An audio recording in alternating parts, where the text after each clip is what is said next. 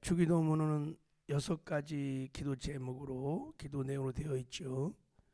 전반부 3가지는 하나님을 위하여, 그리고 후반부 3가지는 우리들을 위하여, 인생의 필요를 위한 기도가 나옵니다. 오늘은 우리의 필요를 위한 기도 첫 번째, 우리 첫 번째 기도 내용을 좀 상고해 보려고 합니다. 11절에 읽겠습니다. 시작.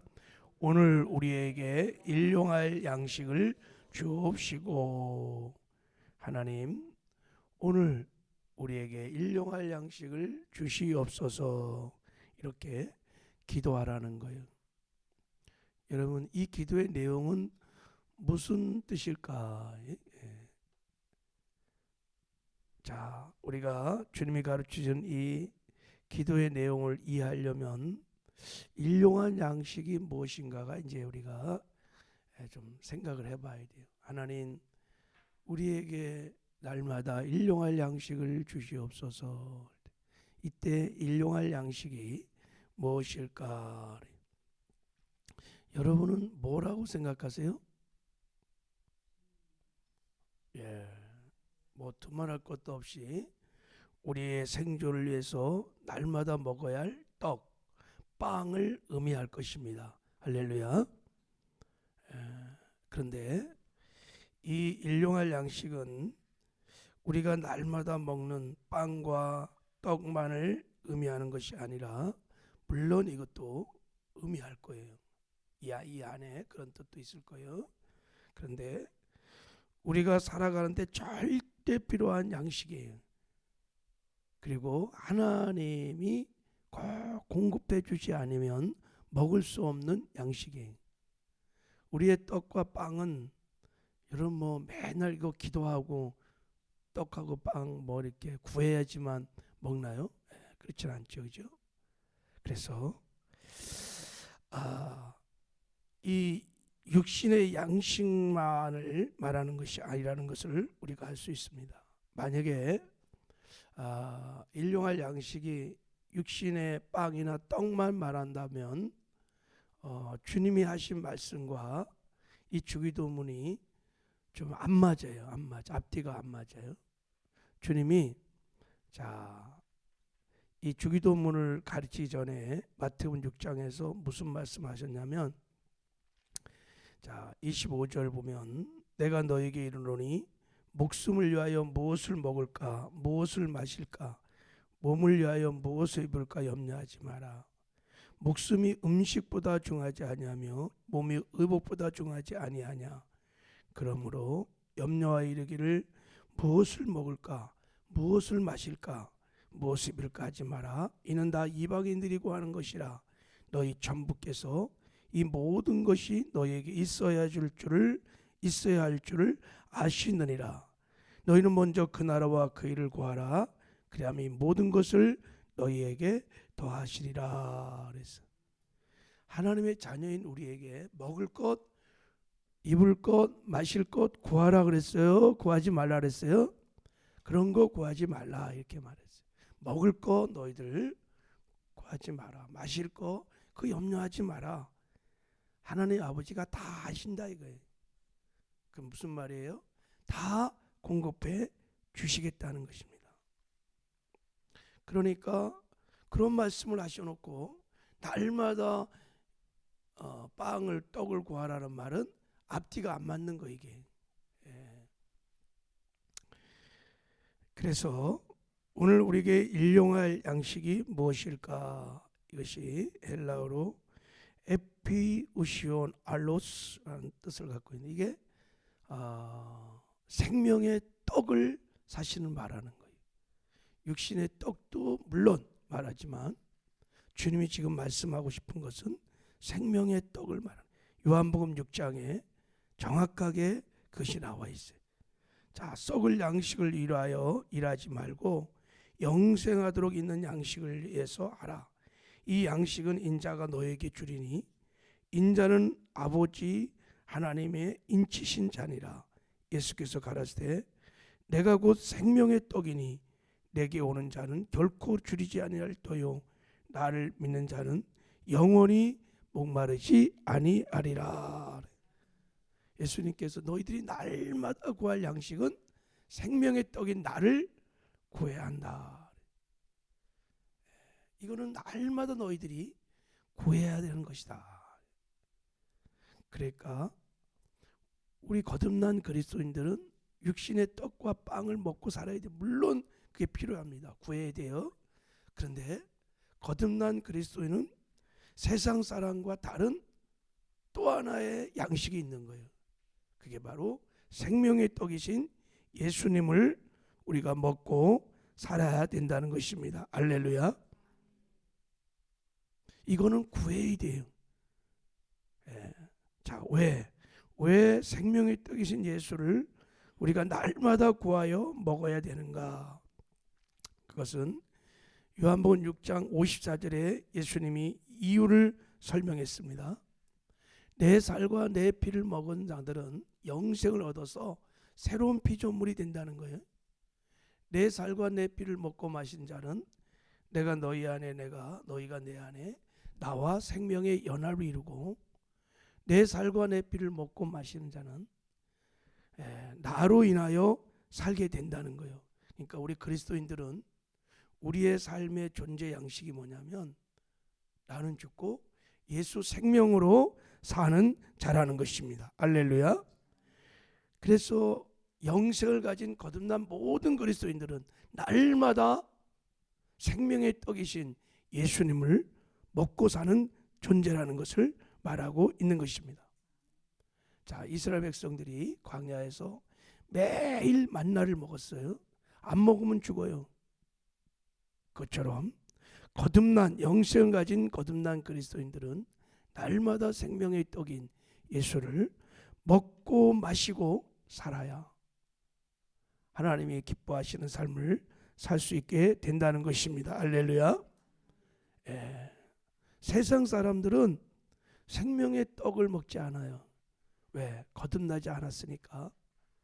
그러나 거듭난 우리는 육신의 빵뿐만 아니라 영혼의 양식인 생명의 떡인 예수를 먹고 사는 존재라는 것을 말씀하고 있는 것입니다. 우리가 신앙생활 하면서 이것을 깊이 깨달아야 돼요. 그래서 하나님께서 이것을 알려주려고 이스라엘 백성들을 광야로 데려가서 40년 동안 만나를 먹는 훈련을 시켰어요. 매일같이 만나를 먹는 훈련을 시켰습니다. 왜 이 훈련을 시켰느냐? 자, 신명기 8장에 이렇게 말했습니다. 너희가 만나를 내게 먹이신 것은 사람이 떡으로만 사는 것이 아니요 여호와 입에서 나오는 모든 말씀으로 사는 줄을 너희로 알게 하려 하심이니라 그랬어요.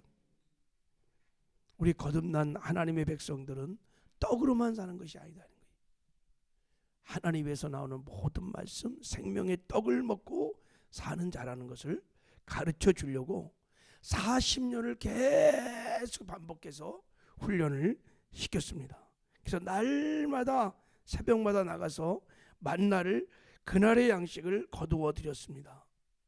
만약에 새벽에 나가서 매일같이 만나를 안 가져오면 어떻게 될까요? 죽어요. 죽어. 그 욕심을 부려갖고 막 며칠치 다 가져오면 썩어요. 그래도 죽어. 그날 양식을 그날 가서 가져와서 그걸 먹어야 하지만 광야에서 살 수 있었던 것입니다. 왜 이렇게 지속 반복해서 훈련을 시켰느냐? 사람은, 하나님의 백성들은 떡으로만 사는 것이 아니라는 거예요. 하나님이 주시는 하늘의 만나 생명의 떡을 먹어야 살 수 있다는 것을 계속해서 깨닫게 하시려고 그렇게 반복 훈련을 하신 것입니다. 여러분 정말 믿나요? 나는 물리적인 떡과 빵만 먹고 사는 존재가 아니라 생명의 떡이신 예수 그리스도, 그 생명의 떡을 먹고 사는 자인 것을 정말 믿으십니까? 그래서 여러분 날마다 생명의 떡을 일용할 양식을 구하십니까? 믿으면 구하예요. 근데 이스라엘 백성들도 잘 깨닫지 못했고 지금도 우리가 거듭남에도 불구하고 나는 죽고 내가 예수 생명으로 산다는 그리스도의 삶의 존재 방식이 그렇다는 것을 그렇게 말을 해도 잘 깨닫지를 못해요. 그래서 육신의 양식은 막 하루 세 끼 꼬박꼬박 막 먹어요. 막 맛있는 거 막. 그래서 그냥 겉사람은 저를 포함하여 다 비만이에요, 비만.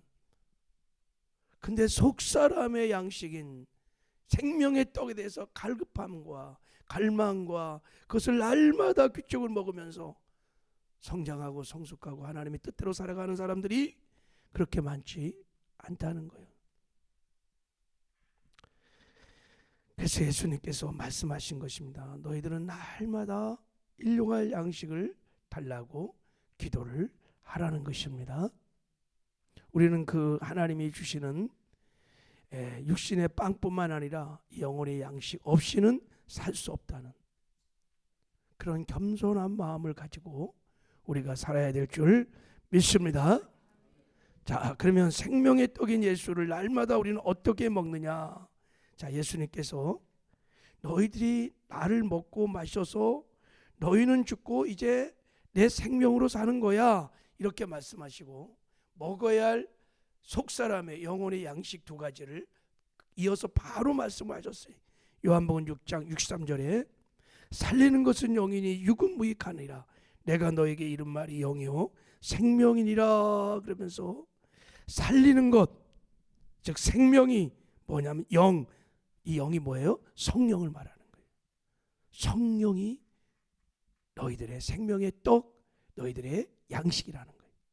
그리고 이어서 너에게 이른 말, 즉 하나님의 레마의 말씀이 우리의 생명이고 우리의 속사람의 양식이라고 가르쳐 주셨습니다.